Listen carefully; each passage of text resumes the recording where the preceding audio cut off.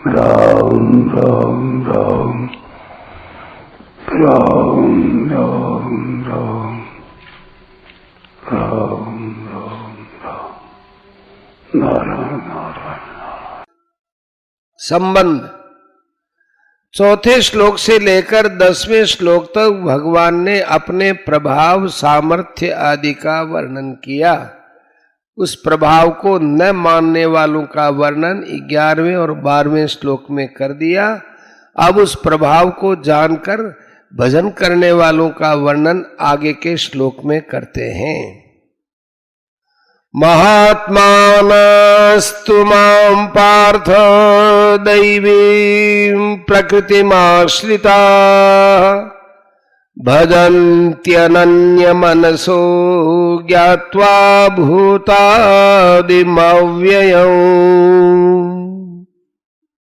परंतु हे पृथानंदन, दैवी प्रकृति के आश्रित अनन्य मन वाले महात्मा लोग मुझे संपूर्ण प्राणियों का आदि और अविनाशी समझकर मेरा भजन करते हैं। व्याख्या। महात्मानस्तु मां पार्थ देवीं प्रकृतिमाश्रिताः। पूर्व श्लोक में जिन आसुरी, राक्षसी और मोहिनी स्वभाव के आश्रित मूढ़ लोगों का वर्णन किया था, उनसे देवी संपत्ति के आश्रित महात्माओं की विलक्षणता बताने के लिए ही यहां तू पद आया है। देवीं प्रकृति अर्थात देवी संपत्ति में देव नाम परमात्मा का है और परमात्मा की संपत्ति दैवी संपत्ति कहलाती है। परमात्मा सत्य है, अतः परमात्मा की प्राप्ति कराने वाले जितने गुण और आचरण हैं उनके साथ सत शब्द लगता है, अर्थात वे सद्गुण और सदाचार कहलाते हैं। जितने भी सद्गुण सदाचार हैं वे सब के सब भगवत स्वरूप हैं, अर्थात वे सभी भगवान के ही स्वभाव हैं और स्वभाव होने से ही उनको प्रकृति कहा गया है। इसलिए देवी प्रकृति का आश्रय लेना भी भगवान का ही आश्रय लेना है। देवी संपत्ति के जितने भी गुण हैं 16वें अध्याय के पहले से 3रे श्लोक तक, वे सभी सामान्य गुण हैं और स्वतः सिद्ध हैं, अर्थात उन गुणों पर सभी मनुष्यों का पूरा अधिकार है। अब कोई उन गुणों का आश्रय ले या न ले, ये तो मनुष्यों पर निर्भर हो, परंतु जो उनका आश्रय लेकर परमात्मा की तरफ चलते हैं वे अपना कल्याण कर लेते हैं। एक खोज होती है, एक उत्पत्ति होती है। खोज नित्य तत्व की होती है कि जो पहले से ही है। जिस वस्तु की उत्पत्ति होती है वो नष्ट हो जाती है। दैवी संपत्ति के जितने सद्गुण सदाचार हैं उनको भगवान के और भगवत स्वरूप समझकर धारण करना, उनका आश्रय लेना खोज है। कारण कि ये किसी के उत्पन्न किए हुए नहीं है, अर्थात ये किसी की व्यक्तिगत उपज बपोती नहीं है। जो इन गुणों को अपने पुरुषार्थ के द्वारा उपार्जित मानता है, अर्थात स्वाभाविक न मानकर अपने बनाए हुए मानता है, उसको इन गुणों का अभिमान होता है। ये अभिमान वास्तव में प्राणी की व्यक्तिगत उपज है जो नष्ट होने वाली है। जब मनुष्य देवी गुणों को अपने बल के द्वारा उपार्जित मानता है और मैं सत्य बोलता हूं, दूसरे सत्य नहीं बोलते, इस तरह दूसरों की अपेक्षा अपने में विशेषता मानता है, तब उसमें इन गुणों का अभिमान पैदा होता है। परंतु इन गुणों को केवल भगवान के ही गुण मानने से और भगवत स्वरूप समझकर इनका आश्रय लेने से अभिमान पैदा नहीं होता। देवी संपत्ति के अधूरेपन में ही अभिमान पैदा होता है। देवी संपत्ति के अपने में पूर्ण होने पर अभिमान पैदा नहीं होता। जैसे किसी को मैं सत्यवादी हूं इसका अभिमान होता है, तो उसमें सत्य भाषण के साथ साथ आंशिक असत्य भाषण भी है। अगर सर्वथा सत्य भाषण हो तो मैं सत्य बोलने वाला हूं इसका अभिमान नहीं हो सकता। प्रत्युत उसका ये भाव रहेगा कि मैं सत्यवादी हूं तो मैं असत्य कैसे बोल सकता हूं। मनुष्य में देवी संपत्ति तभी प्रकट होती है जब उसका उद्देश्य केवल भगवत प्राप्ति का हो जाता है। भगवत प्राप्ति के लिए देवी गुणों का आश्रय लेकर ही वह परमात्मा की तरफ बढ़ सकता है। देवी गुणों का आश्रय लेने से उसमें अभिमान नहीं आता, प्रत्युत नम्रता, सरलता, निरभिमानता आती है और साधन में नित्य नया उत्साह आता है। जो मनुष्य भगवान से विमुख होकर उत्पत्ति विनाशील भोगों और उनके संग्रह में लगे हुए हैं, वे अल्पात्मा है, मूढ़ हैं। परंतु जिन्होंने भगवान का आश्रय लिया है, जिनकी मूढ़ता चली गई है और जिन्होंने केवल प्रभु के साथ अपना संबंध जोड़ लिया है, तो महान के साथ संबंध जोड़ने से सत्य तत्व की तरफ ही लक्ष्य होने से वे महात्मा हैं। भजन्त्यनन्य मनसो ज्ञात्वा भूतादिम अव्ययम। मैं संपूर्ण प्राणियों का आदि हूं और अविनाशी हूं।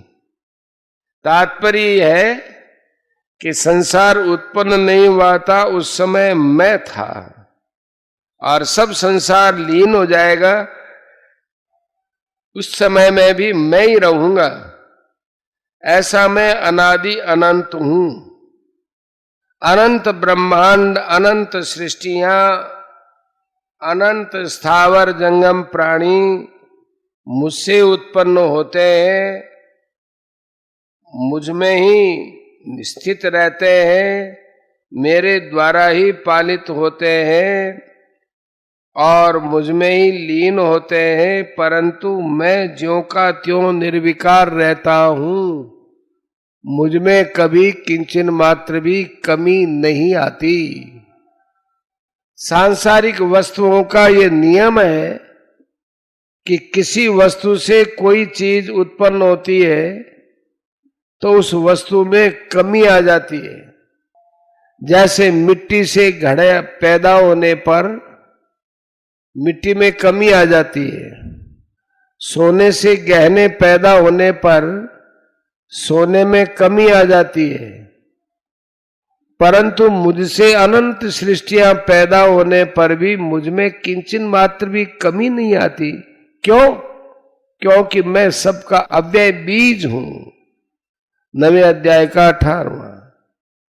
जिन मनुष्यों ने मुझे अनादि और अव्यय जान लिया है, वे अनन्य मन से मेरा ही भजन करते हैं। जो जिसके महत्व को जितना अधिक जानता है वह उतना ही अधिक उसमें लग जाता है। जिन्होंने भगवान को सर्वोपरि मान लिया है वे भगवान में ही लग जाते हैं। उनकी पहचान के लिए यहां अनन्य मन से पद कहा है।